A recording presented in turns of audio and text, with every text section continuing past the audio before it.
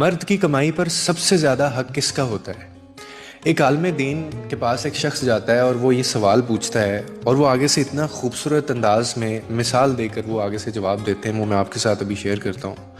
وہ آگے سے کہتے ہیں کہ اگر ایک مرد کے پاس اپنے گھر والوں کو کھلانے کے لیے صرف ایک ہی وقت کا کھانا ہے نا، اور اس کے گھر میں اس وقت جو ہے وہ اس کی ماں بھی بھوکی ہے، اس کا باپ بھی بھوکا ہے، اس کی بہن بھی بھوکی ہے، اس کا بھائی بھی بھوکا ہے، اور اس کی بیٹی بھی بھوکی ہے، اور اس کا بیٹا بھی بھوکا ہے، یہ اس گھر میں موجود ہیں، لیکن ایک وقت کا کھانا ہے، تو وہ کس کو کھلائے؟ اور ساتھ میں اس کی بیوی بھی بھوکی ہے۔ تو وہ آگے سے کہتے ہیں کہ وہ ایک وقت کا جو کھانا ہے وہ صرف اور صرف اپنی بیوی کو دینا واجب ہوگا اس کے لیے۔ کیوں؟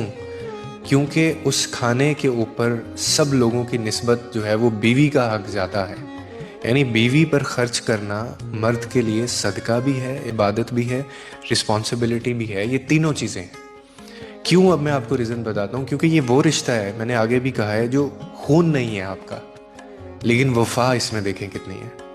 ماں، باپ، بھائی یا جو بہن ہوتے ہیں، یہ آپ کا اپنا خون ہے، مگر بیوی وہ رشتہ ہے جو تمہاری قسمت میں لکھ کر تمہارے نصیب سے تمہیں ملتی ہے، اور پھر وہ تمہاری ہر تھکن، ہر درد اور ہر پریشانی کو بانٹتی بھی ہے۔ اس کے دل میں تمہارے لیے دعا بھی ہوتی ہے، تمہاری راہ میں قربانی بھی ہوتی ہے، اور پھر اللہ نے اسی رشتے کے بارے میں یہ فرمایا ہے کہ عورتیں تمہارے لیے لباس ہیں اور تم ان کے لیے لباس ہو۔